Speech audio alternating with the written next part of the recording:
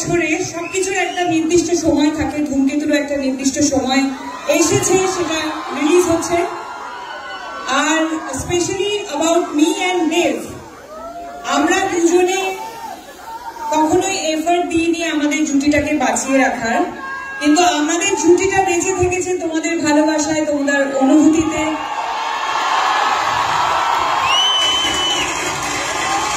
তোমাদের কান্নায়, তোমাদের হাসিতে, তোমাদের রাগে, তোমাদের সমস্ত অনুভূতিতে আমরা থেকেছি। তার জন্য অনেক অনেক অনেক ধন্যবাদ। Thank you.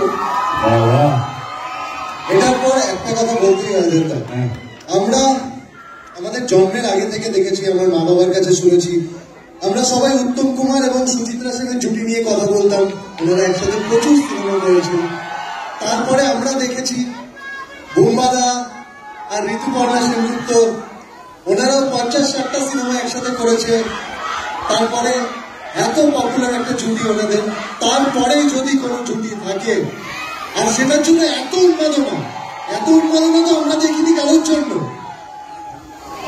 দেশুর জন্য। তোমাদের কয়েকশো সিনেমা তো হয়ে গেছে একসাথে, মনে হয় কয়েকশো না, অনেক 4টে শুরু হয়েছে। কি বলছো? 4টে না 5টা। আমি জাস্ট দেখছিলাম তোমার মনে আছে কি। আসলে 5টা না, 6টা। ধূমকেতুকে ভুলে যাবো। তুমি যেখানেই থাকো, যত বড়ই হও না কেন, ধূমকেতু তোমাকে কোথাও ছাড়বে না।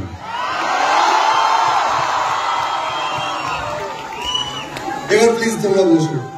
আমার কোন profile, left or right? Right.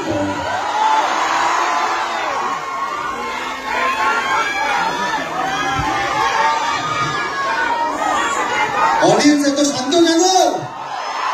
শান্ত থাকলে হবে না, আমার আওয়াজ যেন শোনা না যায়, ঠিক আছে? আমি অডিয়েন্সদের থেকে প্রচুর প্রশ্ন পেয়েছি, সেগুলো থেকে আমি নিজে কিছু প্রশ্ন বানিয়েছি।